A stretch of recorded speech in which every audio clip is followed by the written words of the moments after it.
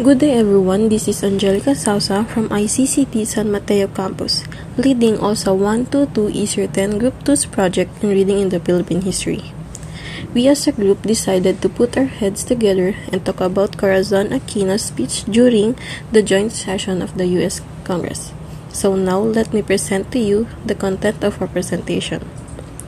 In this video, we will discussing about background of the author, historical background of the document, content and contextual analysis of the important historical information found in the document, and lastly, contribution and relevance of the document in understanding the grand narrative of the Philippine history. So, let's carry on the presentation of Ms. Nabilgas begin. Background of the author. Peace begins with a smile. Achieving peace, as President Aquino recalls the events which led to the February Revolution and eventually her presidency. She credits her late husband Ninoy for conceptualizing, embracing, and promoting the philosophy of reconciliation and nonviolence that became the moving force of the relatively bloodless revolution. The real challenge now is to achieve peace by the ways of peace, where so much can be achieved in peace rather than in war. I'm Nabilgas Maybelline, and this is Group 2, delivering you the background of the author. A lot of us already know Corazon Aquino as Cory, our former president, served the country as the 11th president in 1986 and the first female president of the Philippines. She is known for her yellow ribbon trademark that reminds us of EDSA People Power Revolution. Maria Corazon Cuanco Aquino was from Paniqui, Tarlac. She was born on the 25th of January, year 1933. Her family was one of the well-off clan of their province. She spent her childhood years on being a studious and religious girl. Attended early schooling in a private institution in the country before transferring to the United States for a middle school. She took her undergraduate course at the College of Mount St. Vincent in New York City. She majored in French in the said college. After her undergrad, she went straight to the Philippines to attend law school at the Far Eastern University, FEU, where she met her beloved Benigno Ninoy Aquino Jr.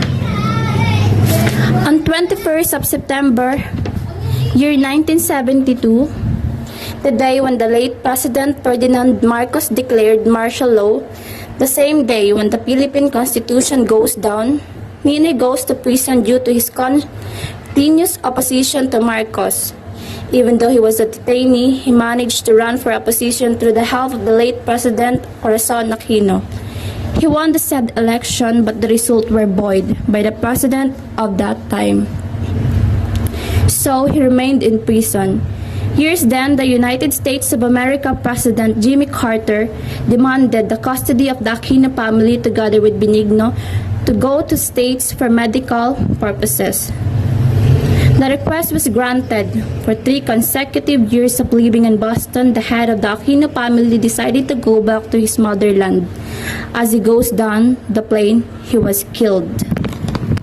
Historical background of the document. Moving forward in the speech, the history itself tells another history of the previous happening in the country many months ago. This speech indeed made an impact in our political history.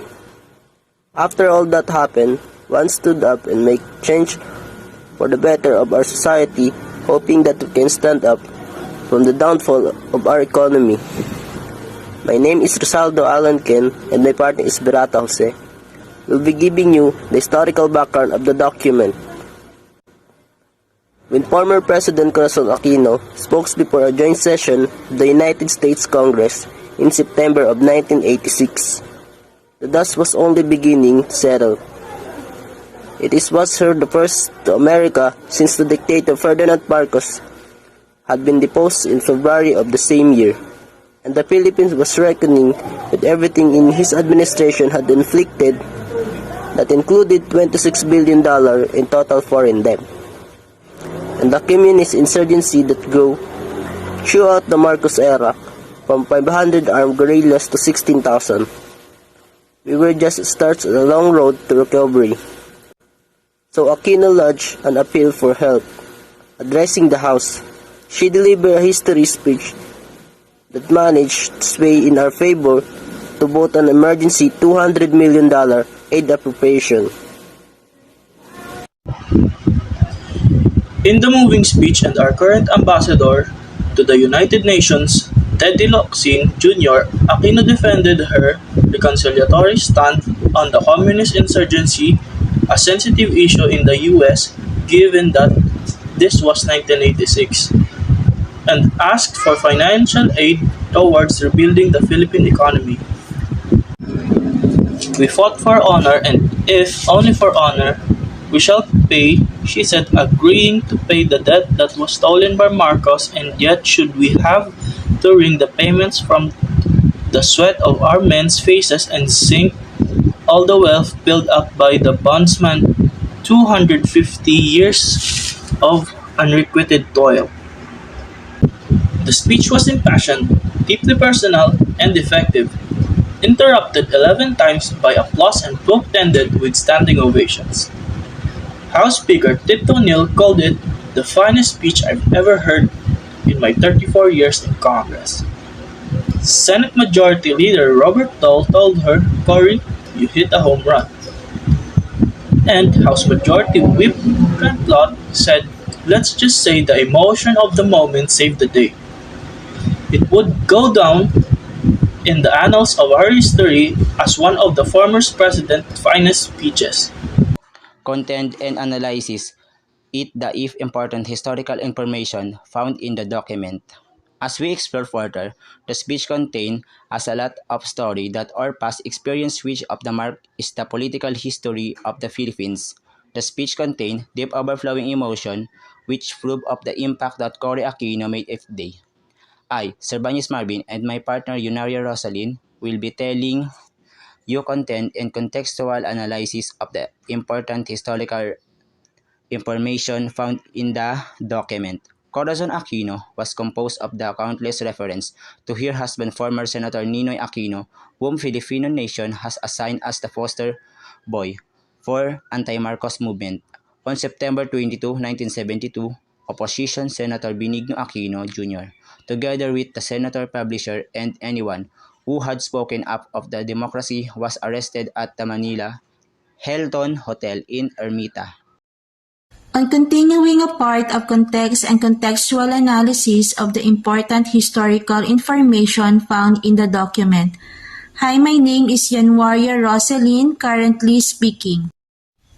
On August 13, 1983, Aquino began a meandering, week-long flight that took him from Boston to Los Angeles and through Singapore, Hong Kong, and Taiwan.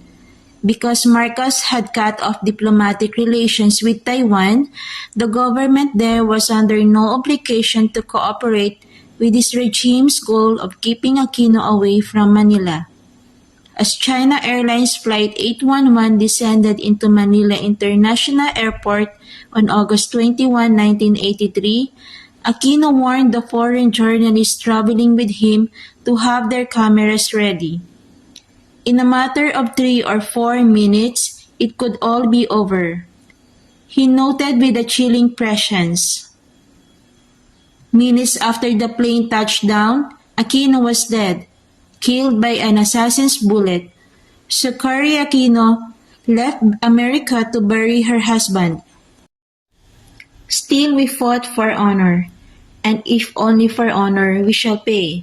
She emphasized that the fight they started was not wasted, and it was not a nonsense one.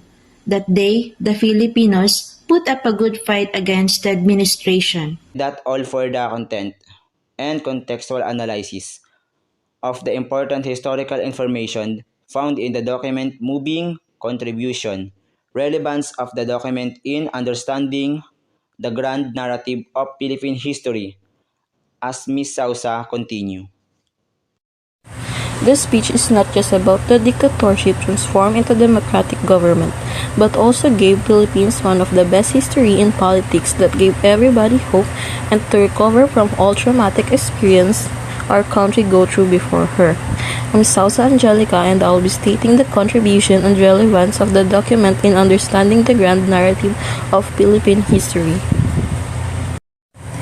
The speech of the former President Corazon Aquino gives us the insight on how Filipinos struggle to attain freedom, and between the insistent resistance from the past have inspired Filipino revolutionaries in our current era. It also gives clarification about what really happened during the time of Ninoy Aquino. The document describes the struggle faced by the Aquinos to help the Philippines achieve freedom. The document also mentioned about the debt incurred by the former government before Cory Aquino. This speech also shows how the dictatorship transformed into the democratic government, from its president down to its laws, orders, and rules. Women have been subjected to stereotyping, gender bias, and a lack of representation. It is a time to take up space and assert ourselves. From a great female president, Corazon Cory Aquino once said, "Yet I must explore the path of peace to the utmost for at its end. Whatever disappointment I met, there is the moral basis for laying down the olive branch of peace and taking up the sword of war." Thank you for tuning in to our lecture. Again, this is Group 2 of ALSA 122 East Year 10. I would like to end this presentation with a quote. Lazy people are full of excuses and will say anything to avoid the action. Enjoy the free ride, it's not forever. This is a group work, not a charity work. That's all. Thank you.